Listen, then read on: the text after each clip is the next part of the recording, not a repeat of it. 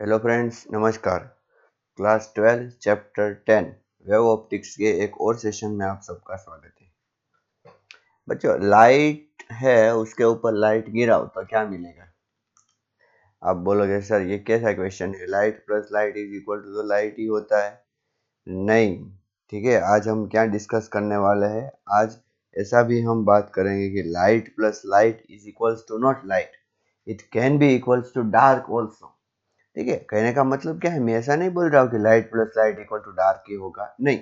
Light plus light can be equal to light और it can be equal to dark.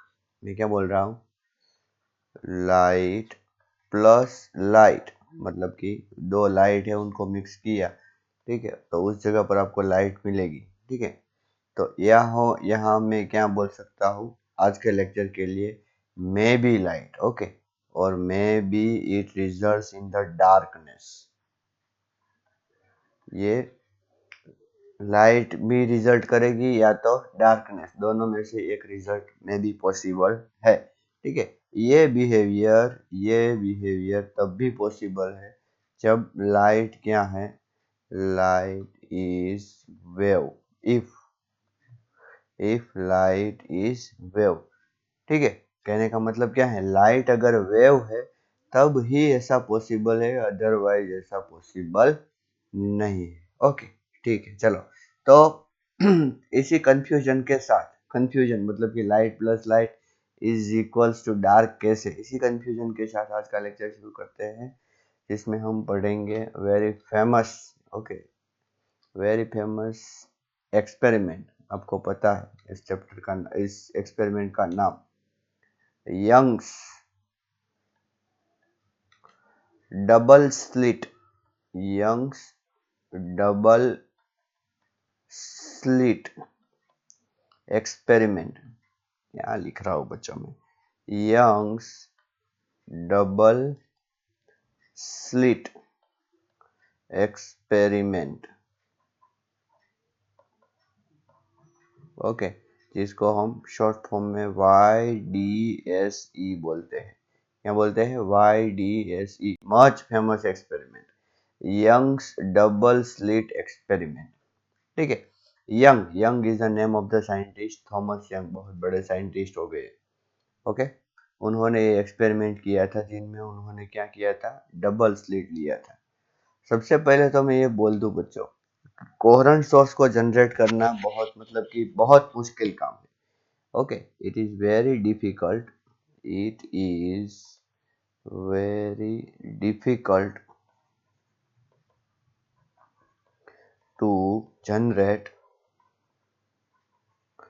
Coherent source,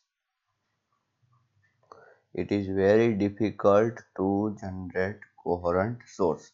ठीक है, ऐसा अगर ऐसी कंडीशन है ना बच्चों, ये कोहेरेंट सोर्स, ऐसी कंडीशन तब ही ऐसा पॉसिबल है कि light plus light can be equal to dark और can be equal to light. कैसा सोर्स बच्चों?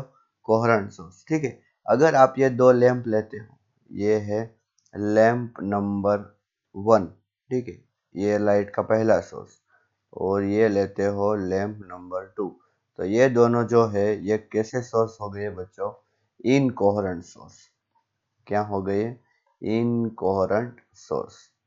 ठीक है, लेकिन अगर ऐसा मैं आपको एक बात बोलूं कि ये पूरा लाइट का सोर्स है, ठीक है, ट्यूबलाइट ऐसा बोल दे, और बीच में हम क्या कर देंगे, एक ब्लैक रिबन लगा देंगे, तो इसका मतलब ये हो गया क्या, सोर्स नंबर 1, और ये हो गया क्या, सोर्स नंबर 2। फिर भी इन दोनों को भी हम क्या बोलेंगे बच्चों, कैसे source? Incoherent source. Which type of source? Incoherent source. See, what do you mean by coherent source? The light which is emitting from source 1, light which is emitting from source 2 should have same angular velocity. कहने का मतलब क्या है, इसकी angular velocity अगर omega 1 है, इसकी omega 2 है, तो दोनों सेम होनी चाहिए। अगर सेम है तो कोहेरेंट सोर्स, लेकिन अगर सेम नहीं है तो इनकोहेरेंट। बच्चों, ये जो लाइट इमिट होती है ये इलेक्ट्रॉन के एक्साइटेशन और बाद में रिलीज से होती है, तो इसका मतलब ये है कि दोनों में कोई कभी भी फिक्स नहीं होता कि हर बार एक ही इलेक्ट्रॉन है वो एक ही लेवल पे जाएगा। इसीलिए ये बहुत मुश्किल है कि हम बोल पाए कि जो लाइट इनमें से निकल रहे हैं उनकी एंगुलर वेलोसिटी सेम है। सेम फॉर दिस ऑल्सो, अगर आप एक ही सोर्स के दो पार्ट करते हो तब भी इन दोनों को ये कहना बहुत मुश्किल है कि दोनों की एंगुलर वेलोसिटी कैसी है, सेम है। ठीक है, तो इसका मतलब क्या है कि ये इनकोहेरेंट सोर्स जनरेट करते हैं। कोहेरेंट सोर्स जनरेट करना बहुत मुश्किल है, मैंने बोला ना। Okay, so you can say that young have young have generated coherent source. Young have generated coherent source. Okay, young ने सबसे पहले क्या जनरेट किया, कोहेरेंट सोर्स। ठीक है, और उसके बाद उन्होंने ये एक्सपेरिमेंट किया। बच्चों कैसे, देखो फॉर एग्जाम्पल अगर मैं आपको एक बात बोलूं, ये है सोर्स ऑफ लाइट। ठीक है, एक बल्ब ले लो आप, क्या ले लो, बल्ब। ओके, और ये होना चाहिए मोनोक्रोमेटिक लाइट का। कौन सा होना चाहिए बच्चों, मोनोक्रोमेटिक लाइट। आप बोलोगे ये कौन सी लाइट, ये तो हमने कभी देखी नहीं।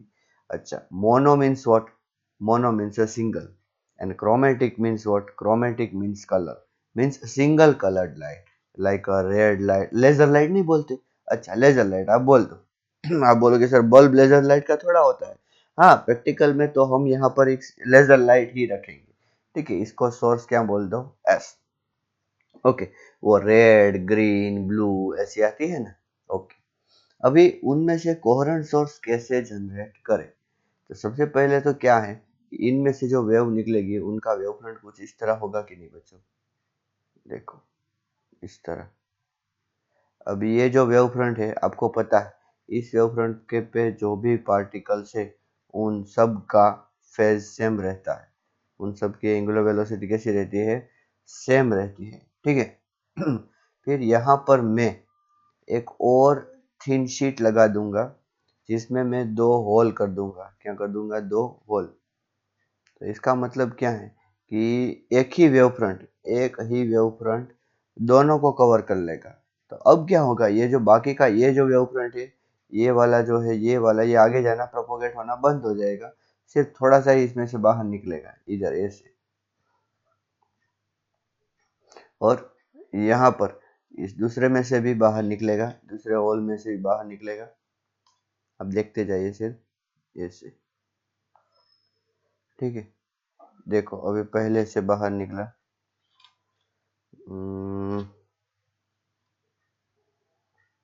कैसे, ऐसे।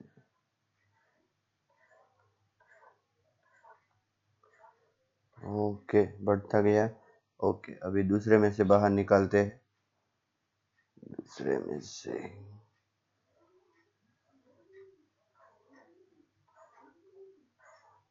देखो कितनी जगह पर वो सब मिले, ये सारी जगह जहाँ पर वो सब मिले, देखिए अच्छी तरीके से मिले कि नहीं एक दूसरे के साथ।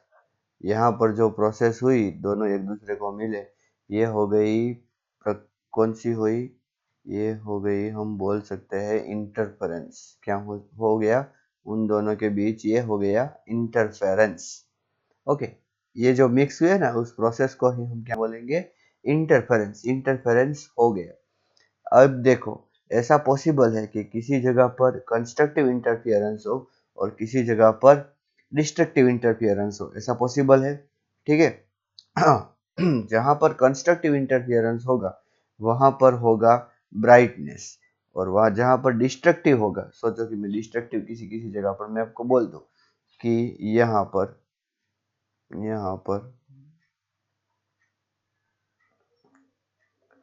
इन जगह पर डिस्ट्रक्टिव हुआ तो यहाँ पर डार्क। ठीक है, कहने का मतलब क्या है, देखो ये जो डार्क है वहां पर लाइट के साथ ही लाइट मिली, फिर भी इंटरफेरेंस कौन सा हुआ, डिस्ट्रक्टिव। तो इसका मतलब क्या है कि light plus light is equal to क्या हो गया, डार्क। ओके, देखो वैसे तो अगर हम रे थियरी से सोचे, मतलब कि लाइट अगर पार्टिकल है सीधे डायरेक्शन में ट्रैवल कर रही है, तो क्या होगा, ये सोर्स है। ठीक है, अभी ये जो सोर्स है, और ये दोनों छोटे भी दूसरे सोर्स हो गए। यहाँ पर मैंने लाइट ऐसी भेजी, यहाँ पर लाइट ऐसी भेजी, और यहाँ पर कोई स्क्रीन रखी। क्या रखी मैंने बच्चों? स्क्रीन। तो ये लाइट अगर सीधे ट्रैवल कर रही है तो यहाँ जानी चाहिए, और ये यहाँ सीधे ट्रैवल कर रही है तो यहाँ जानी चाहिए। ओके चलो, मतलब कि दो जगह जानी चाहिए। So what I expect is that here it should be brightness. यहाँ पर क्या होनी चाहिए? ब्राइटनेस। यहाँ पर भी क्या होनी चाहिए? ब्राइटनेस। और बाकी सब जगह पर क्या होना चाहिए? डार्क। यहाँ पर भी क्या होना चाहिए? डार्क। यहाँ पर भी क्या होना चाहिए? डार्क। अच्छा चलो, मैं आपको इसको 3D में थोड़ा सा करके दिखाऊं। तो ये देखिए, ठीक है, सिर्फ इमेजिनेशन करने के लिए। ये है लैंप, ठीक है। फिर हमने पहली स्लेट रखी,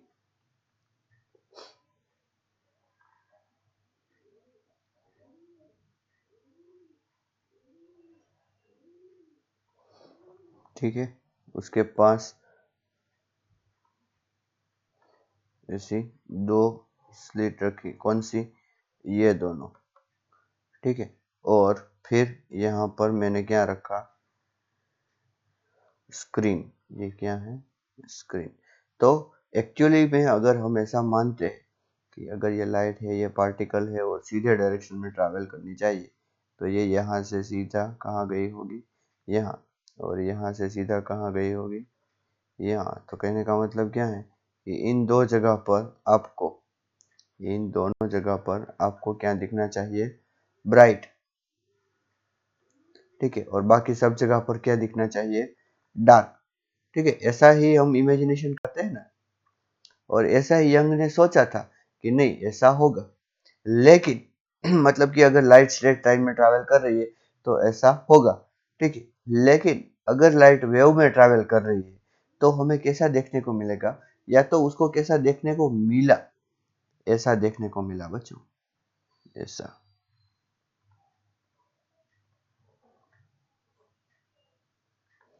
okay, he gets surprised, he get totally surprised। ऐसा देखने को मिला कि ऐसा नहीं है कि लाइट इन दो जगह पे ही है, लाइट कहीं पे भी मिल सकती है बच्चों। और जो मैं ये कर रहा हूँ ना, ये वाला, ये ऐसा किया ना, उनको ऐसा देखने को मिला कि यहाँ पर सारे ब्राइट स्पॉट है। कैसे स्पॉट है? ब्राइट, ठीक है। और ये जो बीच में है, ये बीच वाला कैसा है? डार्क। ओके। अब ये 2D डायग्राम में आओ। यहाँ पर बीच में तो देखिए ये ऑब्स्टेकल है, तो ऐसा मतलब कि हम ऐसा सोच भी नहीं सकते कि यहाँ पर कुछ ब्राइटनेस होगा, यहाँ पर तो डार्कनेस होना चाहिए।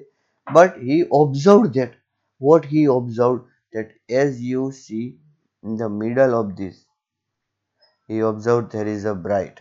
क्या मिला उनको? ब्राइट मिला, ठीक है। कहने का मतलब क्या है कि अगर लाइट स्ट्रेट लाइन में ट्रैवल करती है, आपने वो जो छोटे स्टैंडर्ड में वो एक्सपेरिमेंट पढ़ा होगा ना, कि हम कार्डबोर्ड शीट रखते हैं, ठीक है। और यहाँ पर एक, यहाँ से एक होल करते हैं, और यहाँ पर भी एक होल करते हैं, ठीक है। और यहाँ पर क्या करेंगे? यहाँ पर हम कैंडल रखेंगे, ठीक है। So if light travels in the straight line, so you can say that if any cardboard is moved from its position, then you cannot see this. Okay?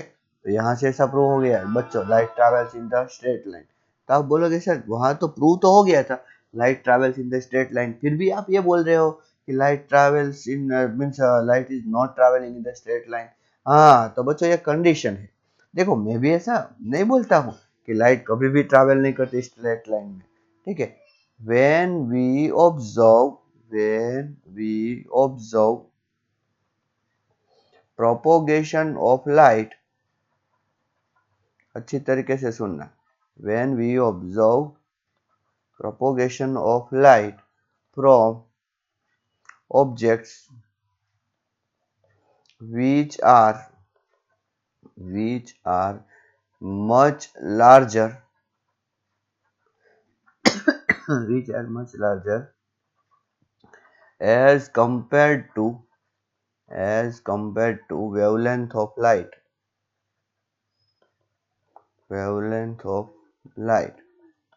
ठीक है। कहने का मतलब क्या है कि लेंस है, ये जो होल है, हमारी विंडो है, आप डेली लाइफ में देखते हो वो सब पार्टिकल्स, ठीक है।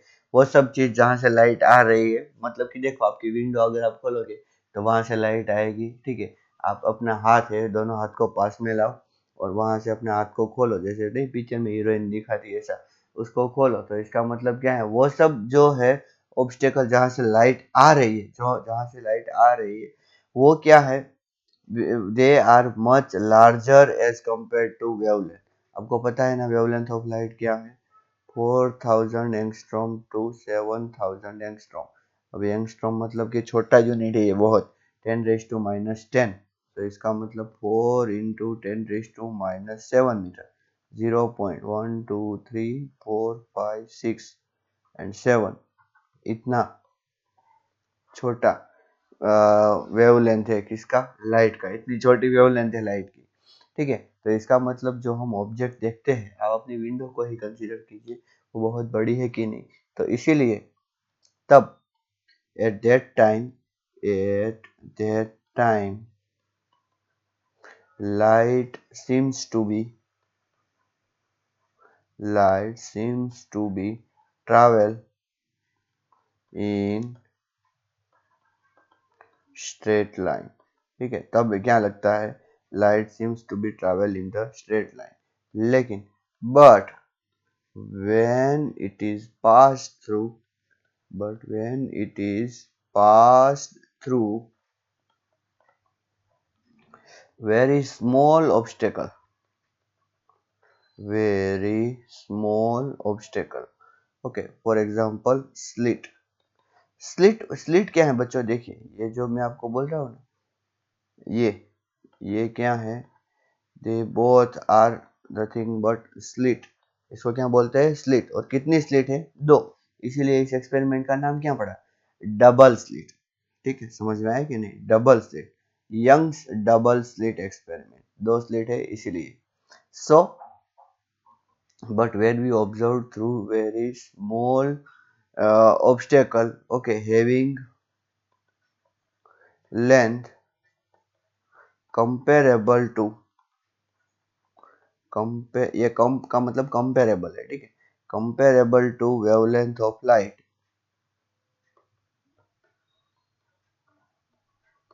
then we can say that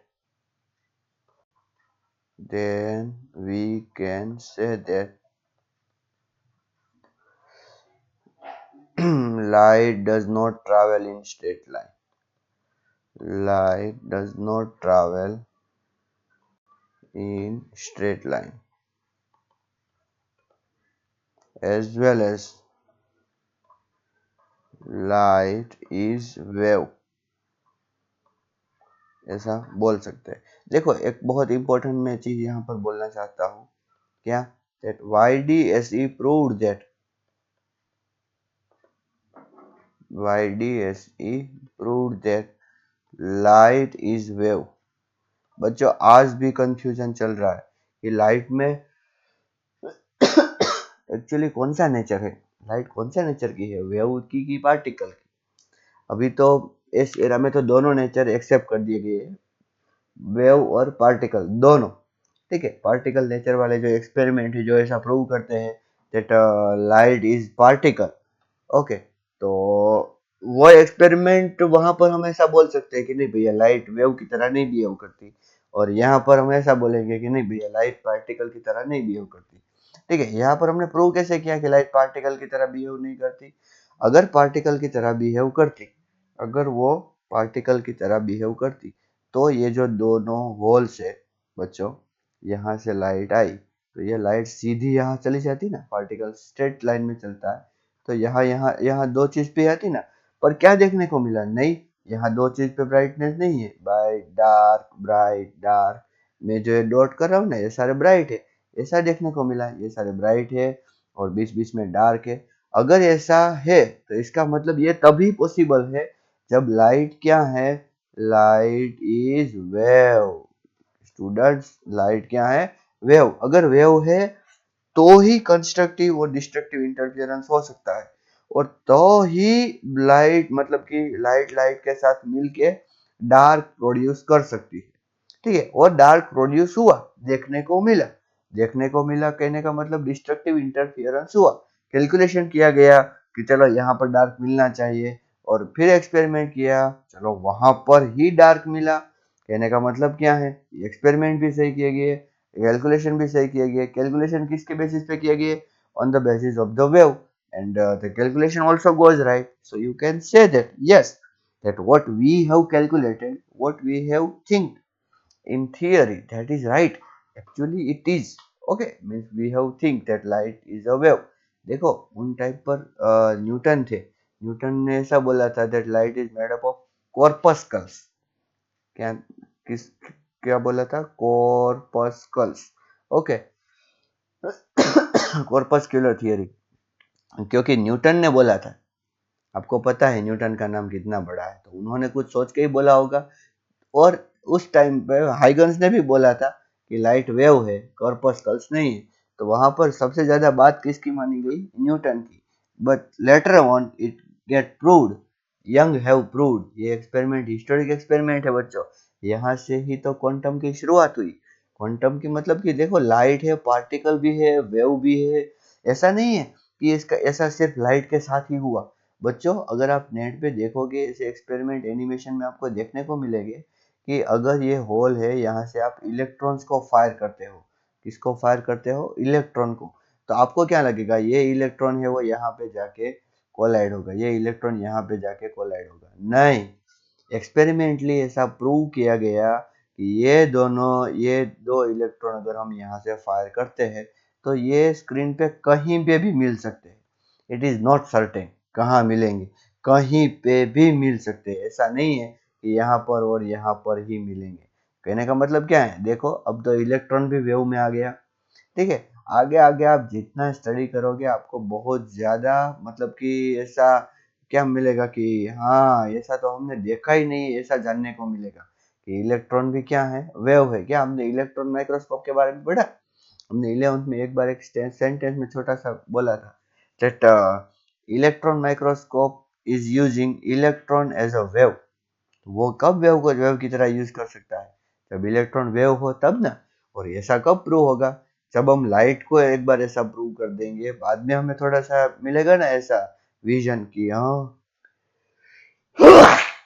sorry students, कि हाँ कि भैया इलेक्ट्रॉन जो लाइट है वो वेव है, तो इलेक्ट्रॉन इस तरह बिहेव कर रहा है, तो इलेक्ट्रॉन भी क्या है? वेव हो सकती है, ठीक है। तो इसका मतलब क्या है? ये बहुत हिस्टोरिक एक्सपेरिमेंट है और ये प्रूव कर दिया है क्या? Light is a wave. तो अगर कहीं पे भी आपको ऐसा पूछा जाए बच्चों कि लाइट इज अ वेव, ऐसा किसने प्रूव किया, कौन से एक्सपेरिमेंट ने? तो ये इस एक्सपेरिमेंट ने प्रूव किया, यंग्स डबल स्लिट एक्सपेरिमेंट, ठीक है। थोड़ा थोड़ा आपको फील आया थोड़ा बच्चों कि क्या है? बहुत बार बच्चे डरते हैं इस एक्सपेरिमेंट से कि क्या है, कुछ समझ में नहीं आ रहा, ऐसा सब कुछ हो रहा है, ये सोर्स है, इसको मैं नाम दे देता हूँ S1 S2। बच्चों ये तब ही प्रूव होगा जब ये S1 और S2 बहुत छोटे होंगे, ये स्लिट जो है ना इतनी छोटी होंगी, और इन दोनों के बीच में distance between S1 and S2 ये कितना होगा पता है आपको? बहुत बहुत कम। देखो मैं यहाँ पे ड्रॉ करता हूँ, अब ट्राई करता हूँ कि अच्छी तरीके से मैं ड्रॉ करूँ। देखो ये है सोर्स S,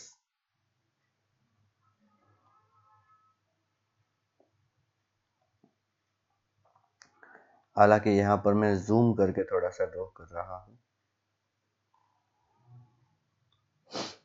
ये है S1 और ये है क्या? S2, और ये है स्क्रीन, ओके। S1 और S2 कैसे सोर्स है? Coherent source. मैंने स्टार्टिंग में ही आपको बोला कोहेरेंट सोर्स कैसे जनरेट किए, एक वेव फ्रंट में से ही दो वेव फ्रंट, ठीक है। इसीलिए वो दोनों कैसे सोर्स है? Coherent sources of light, coherent sources of light.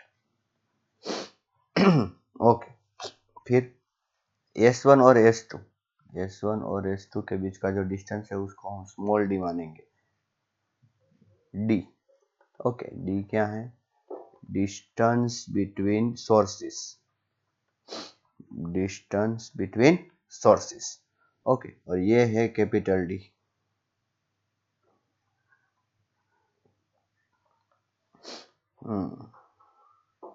Capital D यहाँ पर मैं लिख देता हूँ।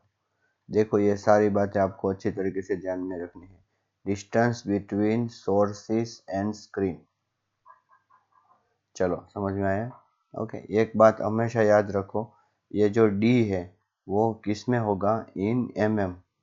ओके, मोस्टली कितना, 1 mm।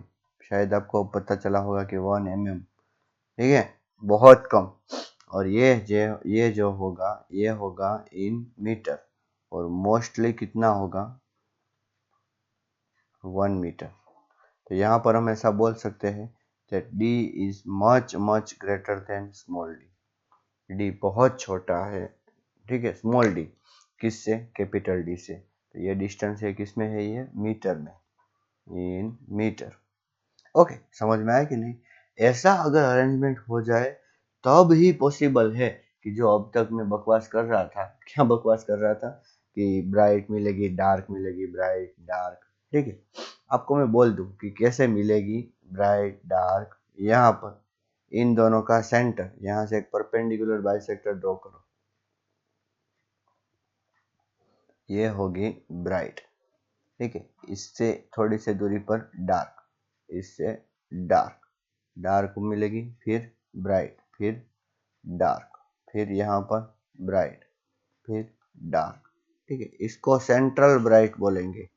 क्या बोलेंगे बच्चों, सेंट्रल ब्राइट। ओके, समझ में आया। इसको बोलेंगे फर्स्ट डार्क, नोट कर लो अच्छी तरीके से। इसका नाम है फ्रिंज, ठीक है। इसको भी बोलेंगे first dark, first dark fringe. इस फ्रिंज का मतलब जो ऐसा दिख रहा है, ऐसे ये फ्रिंज, ठीक है। ये ब्राइट है, ये क्या है, सेकंड ब्राइट। इसको नोट करो बच्चों अच्छी तरीके से, ठीक है। ये भी क्या है, second bright fringe, second bright fringe, ठीक है। ये है थर्ड डार्क, थर्ड डार्क आई नहीं, sorry, second dark, second dark fringe. और ये भी क्या हो गई, सेकंड डार्क फ्रिंज, ठीक है। तो मैं यहाँ ऐसा लिख देता हूँ, D1 D1, B1 B1, फिर D2। अच्छा, ओह सॉरी, तो बच्चों मैंने ये गलती कर दी। क्या मैंने गलती कर दी, ये फर्स्ट डार्क मिली ना, ये क्या होगी, फर्स्ट ब्राइट फ्रिंज, ठीक है। ये भी क्या होगी, फर्स्ट ब्राइट फ्रिंज। फिर ये second dark fringe. Okay, second dark fringe. Okay, तो ये सेकंड डार्क फ्रिंज जो हमें मिली, ठीक है, वो कुछ मतलब कि देखो ऐसा नहीं है कि ब्राइट डार्क टू टू की ही होगी, ठीक है। यहाँ इनफाइनाइट तक चल सकता है। मतलब कि पहले ब्राइट, फिर D1 B1, फिर D2 B2, फिर D3 B3, ठीक है। ऐसा चलता रहेगा और यहाँ भी ऐसा चलता रहेगा, ठीक है। समझ में आया। और एक बात, डार्क कब मिलेगी, ऐसा कौन सा कंडीशन है तो डार्क मिलेगी। ब्राइट कब मिलेगी, ऐसा कौन सा कंडीशन है, तो जब ब्राइट मिलेगी तब होगा Ci। जब भी ब्राइट होगी तब क्या होगा, Ci, ठीक है। जब भी ब्राइट होगी तब क्या होगा, Ci। Ci का मतलब क्या, समझ में आया। Ci का मतलब है कंस्ट्रक्टिव इंटरफियरेंस। और जब भी डार्क मिलेगी बच्चों, जब भी डार्क फ्रिंज मिलेगी तो उसका मतलब है हुआ है Di। इसका मतलब भी क्या हुआ, Di। इसका मतलब भी क्या हुआ, Di। और इसका मतलब भी क्या हुआ, Di। इसको अच्छी तरीके से नोट करो हाँ बच्चों। आपको पता होना चाहिए कि कौन सी फ्रिंज कहाँ पर है, सेंट्रल ब्राइट फ्रिंज। और बहुत मतलब कि ये काम की चीज़ है कैलकुलेशन के लिए, एग्जाम्पल समझने के लिए। आपको प्रैक्टिकली अगर फील है, प्रैक्टिकली पता है, तो फिर आपको रोकने वाला कोई नहीं है इस एग्जांपल्स में मार्क्स लाने से। ठीक है, डार्क ब्राइट कहाँ पर होती है, कितनी होती है। ठीक है, अभी टेंशन मतलब देखो, सोचो कि ये जो है फ्रिंज, वो यहाँ पर जो डिस्टेंस है, वो डिस्टेंस क्या है, x। तो x कितना होगा, ये भी हम सॉल्व करेंगे कि x कितना होगा। अभी बच्चे ये जो देखिए, मैं यहाँ S1 से मैं एक ऐसी लाइट ड्रॉ कर रहा हूँ। ठीक है, फिर ये हो गया, सोचो कि R1 क्या हो गया, R1, और S2 से ड्रॉ कर रहा हूँ, ये हो गया R2। R1 क्या हो गया, पाथ ऑफ लाइट 1। ठीक है, R2 क्या हो गया, पाथ ऑफ लाइट 2। आप सोचो ना, सिर्फ अगर पाथ है तो यहाँ जब वो मिले तब पाथ डिफरेंस कितना होगा, पाथ डिफरेंस होगा R2 माइनस R1। वो तो यहाँ पर R2 आपको थोड़ा बड़ा दिख रहा है, इसलिए मैंने R2 माइनस R1 लिखा। अगर R1 बड़ा दिखता है तो R1 माइनस R2 लिखो। ठीक है, तो इससे कोई फर्क नहीं पड़ता कि आप R2 माइनस R1 लिखो या R1 minus R2। Okay, I am taking it as a mod. अगर अगर ये n लेमड़ा हुआ, अगर ये पाथ कैसा हुआ बच्चों, n लेमड़ा, तो आएगा Ci। लेकिन अगर ये हुआ 2n-1 इंटू लेमड़ा बाई 2, तो फिर होगा Di। अगर n लेमड़ा हुआ तो हुआ Ci, अगर 2n-1 लेमड़ा बाई 2 हुआ तो Di। चलिए यहाँ पर ही मैं आपका थोड़ा जो कंफ्यूजन है पढ़ने में आपको आ रहा है उसको क्लियर कर देता हूँ। ठीक है, n लेमड़ा का मतलब Ci और Ci का मतलब ब्राइट। ठीक है, एन Ci जो है, देखो पहले n लेमड़ा लिख देता हूँ, इसका मतलब क्या है Ci, और इसका मतलब क्या है ब्राइट। ठीक, ओके, और फिर 2n-1 लेमड़ा बाई 2, इसका मतलब है Di और इसका मतलब है डार्क। ठीक है, सब कुछ लिख लेना बच्चों, बाद में फिर प्रॉब्लम होगा कैलकुलेशन करने के टाइम। ठीक है, ये सब शॉर्टकट है, अभी आपको थोड़ा सा आइडिया है इसीलिए। ओके, फिर एक और चीज, यहाँ पर जो है सेंट्रल ब्राइट फ्रिंज, तो यहाँ पर हम n इक्वल टू 0 रखेंगे। n इक्वल्स टू क्या रखेंगे बच्चों, 0। यहाँ पर हम रखेंगे n इज इक्वल्स टू 1। यहाँ पर भी हम n इक्वल्स टू 1। यहाँ पर भी n इक्वल्स टू 1। जहाँ पर ये 1 दिख रहा है ना, ये 1 1 1, ये वैल्यू है n की। किसकी वैल्यू है, n की। यहाँ पर भी हम n इज इक्वल्स टू क्या रखेंगे, 1। यहाँ पर n इक्वल टू 2, और यहाँ पर क्या रखेंगे, n इक्वल टू 2। एक बात मुझे बोलो कि n इक्वल टू 2 रखना और Di, और n इक्वल टू 2 रखना Ci। यहाँ पर देखो ये ब्राइट, दूसरी ब्राइट मिली, तो यहाँ पर भी n इज इक्वल्स टू क्या रखेंगे, 2। तो n इक्वल टू 2 रखेंगे, तो कहने का मतलब क्या है कि बच्चों पाथ डिफरेंस का फॉर्मूला क्या था, n लेमड़ा। तो n की जगह पर अगर 2 रखेंगे तो path difference 2 lambda. Path difference 2 lambda मतलब second bright. Path difference 2 lambda मतलब सेकंड ब्राइट। अच्छा, अगर 2 n इक्वल टू 2 रखा है इसमें, तो 2 2 जा 4, 4 माइनस 1, तो 3 लेमड़ा बाई 2। तो 3 लेमड़ा बाई 2 अगर पाथ डिफरेंस हुआ तो ये हो गया सेकंड डार्क। ठीक है, ये फॉर्मूला अगर आपको अच्छी तरीके से याद है तो डायरेक्टली आप बोल सकते हो कि पाथ डिफरेंस से कितना, कौन सी ब्राइट फ्रिंज होगी। फॉर एग्जांपल मैं आपको बोल दूं, यहाँ पर ही पाथ डिफरेंस है 10 लेमड़ा, क्या होगा बच्चों, Ci होगा कि Di। आप डायरेक्टली बोलोगे सर ये होगा Ci, और कौन सी ब्राइट फ्रिंज होगी, 10th ब्राइट फ्रिंज होगी। यहाँ से 10th और यहाँ से भी 10th। ओके, अगर मैं ऐसा बोलूं बच्चों, पाथ डिफरेंस है 10 लेमड़ा बाई 2, आप क्या बोलोगे, Ci होगी कि Di।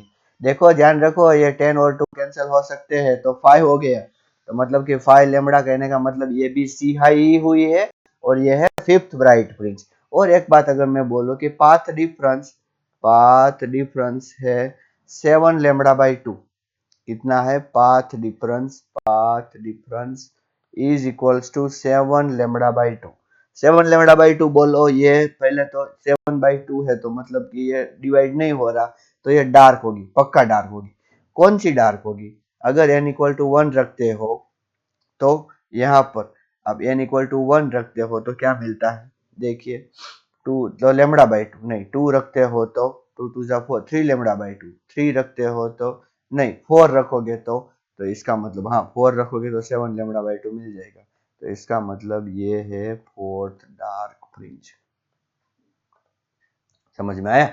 हाँ, तो यहाँ पर क्या पता चला कि अगर लाइट वेव है तब भी ऐसे एक दूसरे के साथ क्या होगी, ऐसे इंटरफियर होगी कंस्ट्रक्टिवली और डिस्ट्रक्टिवली। और जब कंस्ट्रक्टिवली होगी तब फर्स्ट ब्राइट मतलब ब्राइट मिलेगी, जब डिस्ट्रक्टिवली होगी तब डार्क मिलेगी। चलो इतना आपको समझ में आया अच्छी तरीके से?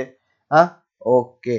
तो आज के लिए इतना ही रखते हैं। मैं आपको बोल देता हूँ कि डी जो है ये बहुत बड़ा है किससे? स्मॉल डी से। ठीक है, अगले वीडियो में हम देखेंगे, क्या देखेंगे? ये जो अभी हमने थोड़ा सा बैकग्राउंड बना लिया है कि सी आई है तो ब्राइट और ये सब, ये बैकग्राउंड अभी जो हमने बनाया है उसका हम पूरा यूज करेंगे इसके नेक्स्ट लेक्चर में। देखो मैं क्या बोल रहा हूँ, ये सब कनेक्टेड है बच्चों। अगर आपने इंटरफियरेंस देखा है, इंटरफियरेंस, तो आपको सी आई और डी आई आएगा। और अगर आपने सी आई डी आई दिखा है तो आपको वाई डी एस सी का ये जो स्टार्टिंग है ये आएगा। इसको हम वाई डी एस सी 1 बोल देते हैं। और उसके बाद में आपको वाई डी एस सी का 2 आएगा, जहां पर हम बोलेंगे कि भैया ब्राइट फ्रिंज यहाँ पर ही रहेगी, डार्क फ्रिंज यहाँ पर ही रहेगी, ब्राइट फ्रिंज की विड्थ इतनी रहेगी, दो ब्राइट फ्रिंज के बीच में इतना डिस्टेंस रहेगा, दो डार्क फ्रिंज के बीच में इतना डिस्टेंस रहेगा, ये इतने एंगल पे मिलेगी। ये सब हम डिस्कस कर सकते हैं अगर आपने ये सारा पाथ फॉलो किया है तो। ठीक है, मतलब कि आपको क्या करना है, एक के बाद एक वीडियो देखना है, इंटरफेरेंस, फिर सी आई डी आई, फिर वाई डी एस सी 1, ये हमने डिस्कस किया। ठीक है, इसके बाद में हम लेके आएंगे क्या, कि कितनी फ्रिंज होगी, सॉरी कौन सी फ्रिंज कहाँ पर होगी, और उसका लोकेशन का पता कैसे लगाए। ठीक है, थैंक यू एंड नमस्कार।